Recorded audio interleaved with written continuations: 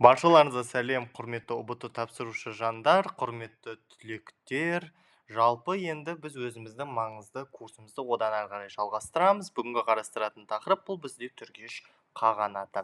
Жалпы бүгінгі тақырыпта балалар біз бүгін батыс түрік және түргеш қағанаттарының тарихына салыстырмалы талдау жасай аламыз. Сонымен қатар түргештердің Қытай, Араб, шығыс түркілермен күрестері туралы білетін боламыз, және де Атлах шайқасының орталық Азия үшін тарихи маңызын түсінетін боламыз. Бірақ алдымен тақырыпқа көшпес бұрын осы арнаға жазылуды, пікір қалдыруды, лайк басуды ұмытпаңыздар. Сонымен қатар ұбт-ға дайындалып жүрген достарыңызбен міндетті түрде осы видеомен бөлісіңіздер, себебі бұл курс өте маңызды. Және де осы қолдау ретінде осы менің жалпы TikTok желісіне, жалпы менің TikTok парақшама жазылсаңыздар болады. Міне мына жерде мына Нұрсұлтан Ибраш деп жазылып тұр. Кейін келесі сабақта мен өзімнің инстаграмымды қосатын боламын. Ендеше бастайық. Жалпы түргеш халқы мен жер аумағы. Негізі түргештер балалар осы 6 ғасырда батыс түрік қағанатының құрамында болған болатын. Негізгі қонысы балалар ол бізде Іле мен Шу өзендерінің аралығы. Және де олардың өзі екі топқа бөлінді, біз білеміз. Халықтары сары түргештер, яғни Шу өңірінде мекендегендер, және де қара түргештер. Олар Іле өңірі аумағында мекен еткен болатын. Және де 704 жылы Үшлік қаған билікке келіп, Жетісуда өз мемлекетін құрған болатын. Енді жалпы Үшлік қағанның билігі. Түргеш мемлекетінің негізін қалаушы бұл бізде Үшлік қаған, және де елді 20 әкімшілік аймаққа бөлген болатын. Әр аймақ әскер шығаруға міндетті болды, және де енді ордаларына, яғни астаналарына тоқталайық. Қысқы ордасы бізде Суяб қаласы, яғни Шу өзені бойындағы, және де жазғы ордасы Күнгіт қаласы Іле бойында орналасқан. Келесі, түргештердің күрестері.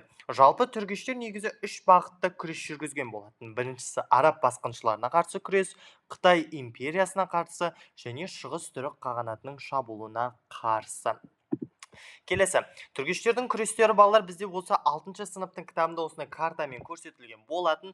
Бұл бізде осы контекстік сұрақтарды міндетті түрде келеді, сондықтан жаттап, жалпы көріп біліп алыңыздар. Міне, Хазар қағанаты, мына түргеш қағанаты, міне мына жерде араб халифаты тұр, сонымен қатар Тарас, Суяб, Күнгіт қалалар тұрса, мына жақта шығыс түрік қағанаты, міне Таң империясы, міне 3 жақты күресті жүргізген болатын. Түргеш қағанаты. Келесі, арабтармен күрес. Жалпы біз білеміз, 7 ғасырдың соңында арабтар Орта Азияға жалпы басып кіре бастады. Себебі жалпы жаулаушылық соғыстары болды, ғазауат майдандары болды, яғни ислам дінін тарату мақсатында деген секілді. Үшлік 706 жылы соғдыларға көмек беріп, Бұхара түбінде арабтарға соққы берген болатын. Бірақ біз білеміз, арақ қолбасшысы Құтайба ибн Мүслім айламен жеңіске жеткен болатын. Енді Сұлық қағанның тұсы. Енді 715 пен 738 жылдар аралығы бізде түргештердің ең атақты билеушісі Сұлық қағанның тұсында болған болатын. Оның тұсында жалпы түргеш қағанатының ордасы Тараз қаласы болды. Елді күшейтіп, жалпы ол арабтар мен қытайларға қарсы табанды күрес жүргізе білді. Батырлығына сай оған Әбу Мүзахим сөздеген деген лақабат берілген болатын. Келесі, Атлах шайқасы 751 жыл. Негізі арабтар мен Қытай әскері арасындағы Тараз қаласының маңында орналасқан, жалпы осы Атлах қаласы түбінде шайқасады. Жалпы түргештер мен қарлұқтар арабтар жағына шығады, арабтарға көмектесіп, 5 күндік қанды шайқастың нәтижесінде Қытай әскері Жетісу жерінен мәңгілікке кеткен болатын балалар. Жалпы енді Атлах шайқасының тарихи маңызы қандай? Қытайлар нәтижесінде Жетісудан қуылды, сонымен қатар арабтар Орталық Азияға бекіне алмады, және де түркі халықтары арасында ислам діні мен мәдениеті тарай бастаған болатын. Енді бірақ алайда түргеш қағанатының құлауы қалай болды 756 жылы? Себептері бұл бізде әрине Қытай және арабтармен үздіксіз соғыстар болды, шығыс түріктердің қысымы, сары және қара түргештердің өзара қақтығысы, нәтижесінде билікке қарлұқтар келіп, түргеш қағанаты жойылған болатын.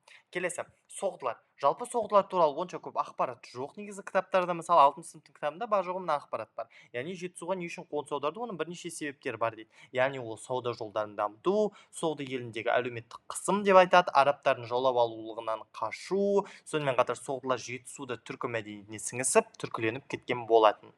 Қытайдың жібек өндіруден жалғыз бәсекелесі осы бізде соғдылар болған болатын. Енді қорытынды жасап жіберейік, иә балалар. 99 сөздің тобықтай түйіні түргеш қағанаты негізі Жетісудағы алғашқы дербес түркі мемлекеті болып табылады. Үшлік пен сұлық қағандар жалпы елдің тәуелсіздігі мен бірлігін қорғаған болатын. Ал Атлах шайқасы түркі халықтарының тағдырын өзгерткен тарихи оқиға болып табылады. Енді шағын мотивация деп қоясың ғой. Енді жалпы күн сайынғы еңбегің ертеңгі жеңісіңнің кепілі. Түргештер елін қорғағандай, сен де арман қорғауыңды сақта. Ештеңеден қорықпа, еңбегің міндетті түрде нәтижесін береді. Сондықтан уайымдамаңдар, қысылмаңдар, мейлі түсінбесеңдер осы видео сабақты қайтадан көріңдер. Егер де презентацияның PDF нұсқасы керек болса, маған комментарий қалдырып жазыңыздар, менімен байланысыңыздар, сіздерге міндетті түрде беретін боламын.